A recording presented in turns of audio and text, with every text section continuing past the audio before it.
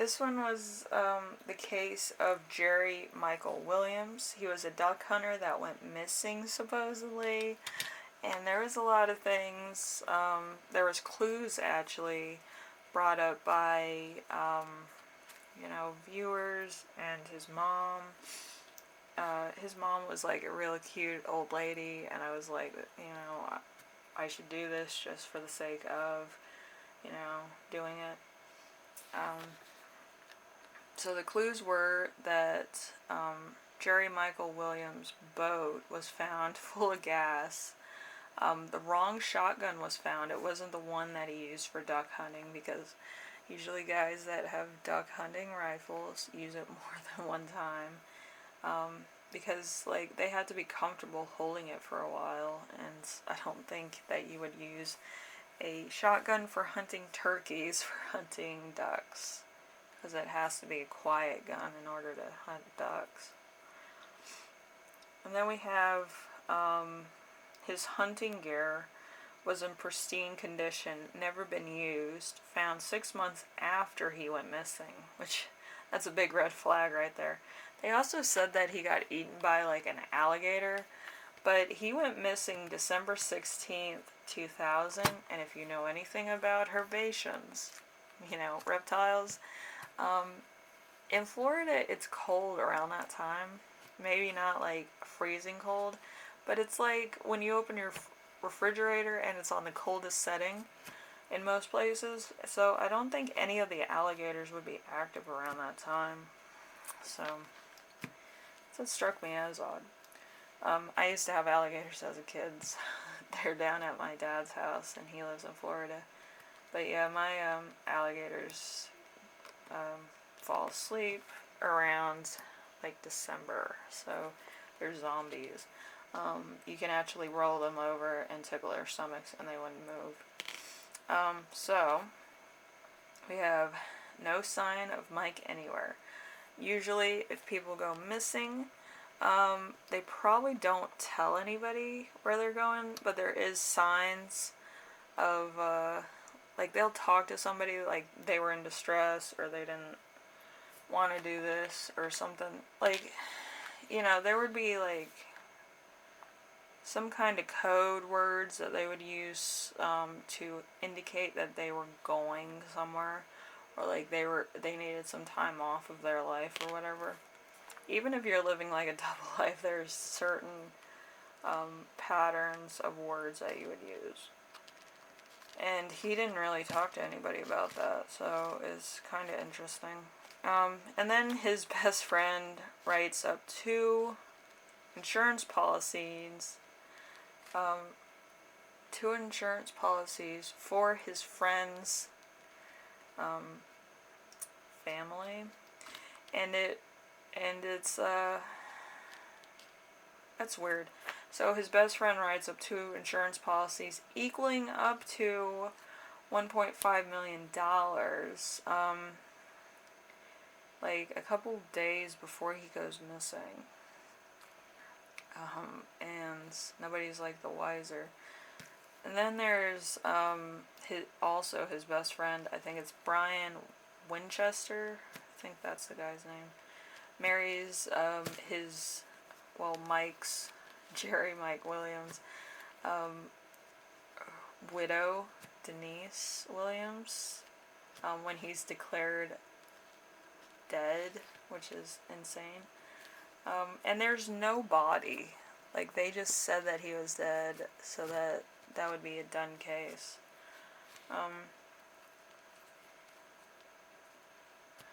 So the friend and the widow get married.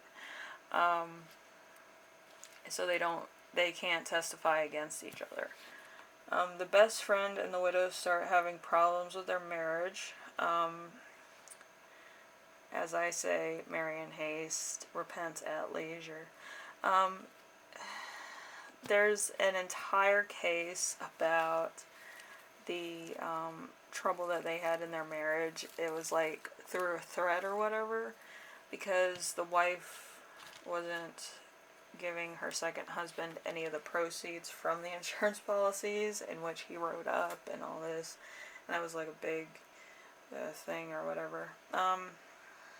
So the murder of Jerry Michael Williams was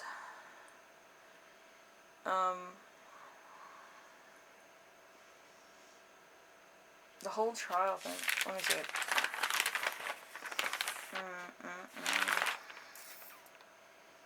That's weird. Alright, so the trial was like 8 years after the fact. He died in 2000. The trial was held December 10th through the 14th, 2018. And around that time, the like the wife was brought up on charges of that, and she was convicted and all this. She was convicted of, I think, first-degree murder, conspiracy to murder, an accessory after the fact, and the verdict was that she was guilty of all charges, and she had, I think, 2 life sentences. That's something else. But yeah, ridiculous. People being greedy and stuff.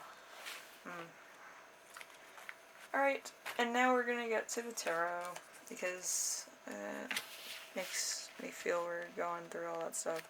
Alright, so the return. The return is a Sagittarius energy, a second chance, never giving up. I think that had everything to do with his mother, because she wouldn't give up the search for him, at least find a body so that she could bury him. Then we have the snow, and that's Gemini, a new beginning, peace, purity. And then there is the shield. The shield is an earth sign, so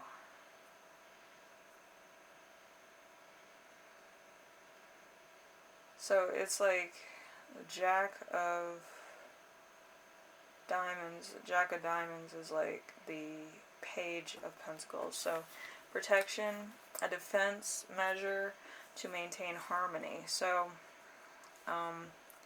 all this was done in haste. It's like the mother was looking for him, and then Denise got remarried in order to clear the fact that, you know, her husband passed and all this, and they're, you know, trying to make it look like the old lady was crazy, which the old lady wasn't crazy. The whole time she knew that Denise was up to something and didn't like Denise. So I was like, yeah, I love that old lady.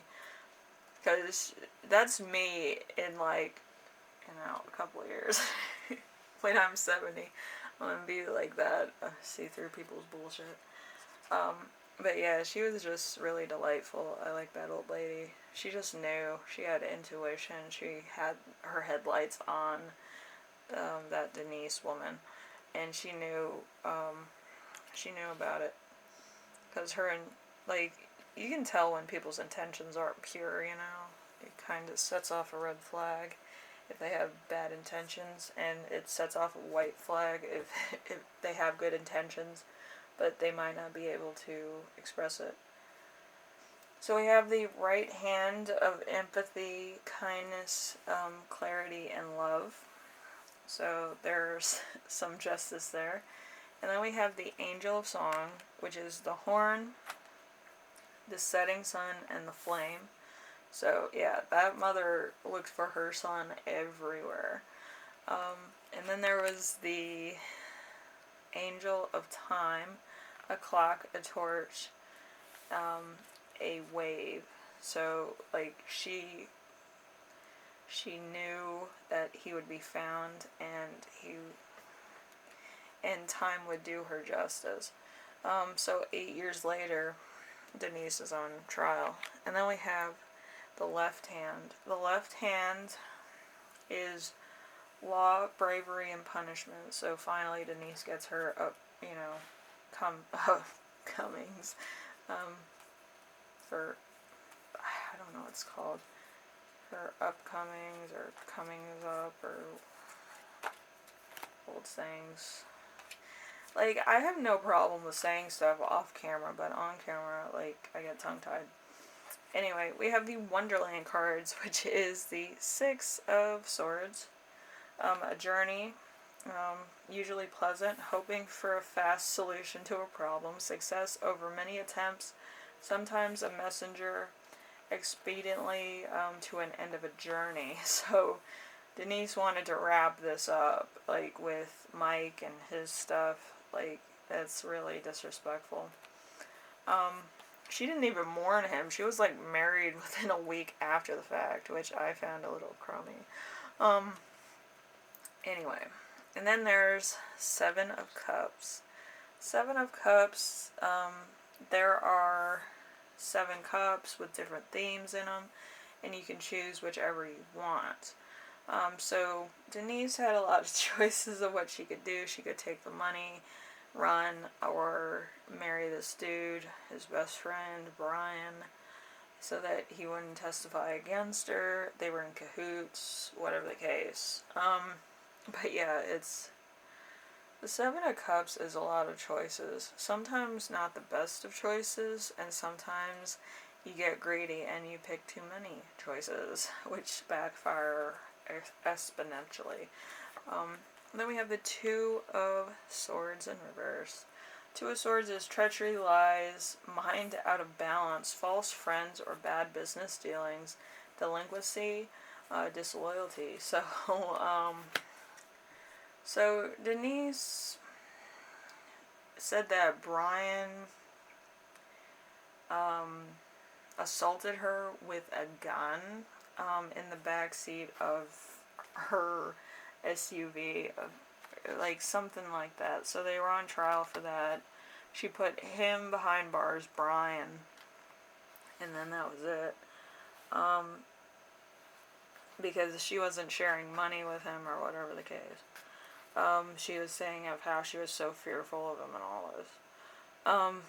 In order to get him out of the way for threatening her under,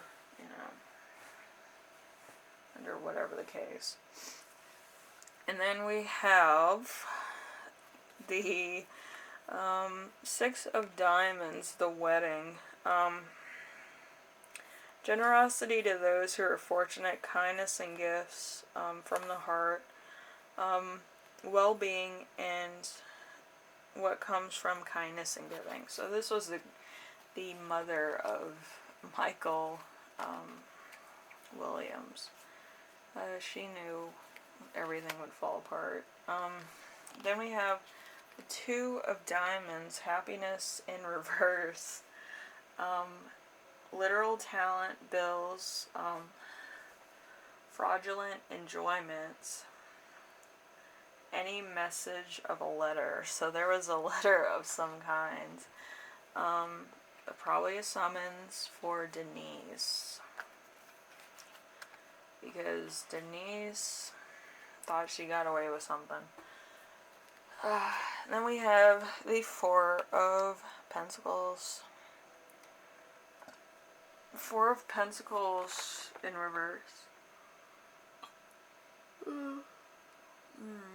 Loss or loss of material wealth, inability to gain wealth. Encountering a less charitable person. So this is Denise in a nutshell.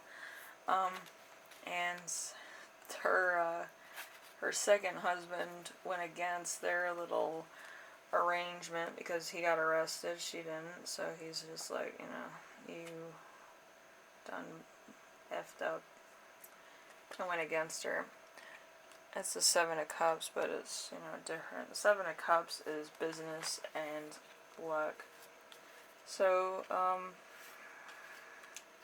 basically a lot of choices to make. They can be loyal to the end, or they can throw each other under the bus. And then we have the Queen of Diamonds, a very fair woman, Denise, yeah. Or it could be the old lady, I don't know. I think it's Denise. Extremely wealthy, magnificent grace, opulence, security, liberty, generosity, and intelligence. So it could be the old lady, and it could be Denise in some ways. But I do think it's the old lady because the old lady had richness of spirit and knew that she wasn't going to stop looking for her son. And that she would get justice for her son.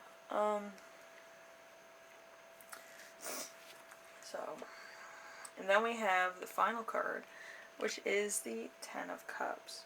The Ten of Cups is some place of amusement, home, hearth, serenity of a familiar place, all that comes with family and friends, someone looking out for the corn's best interest. So, depending on if you seek it or not, you'll always get the truth if thou heart be true. That's an old saying. So the old lady, the old mom, got what she was looking for, brought her son to justice. Happy ending. And then we have, let's see.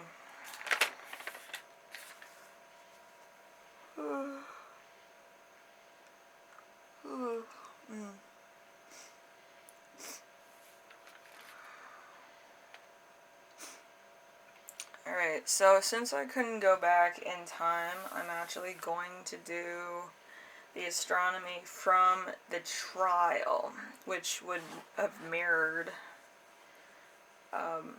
Jerry Michael's death day, actually. The trial has bits and pieces of what it would have looked like, and would also bring to light a lot of signs of like spats and stuff too. It's interesting.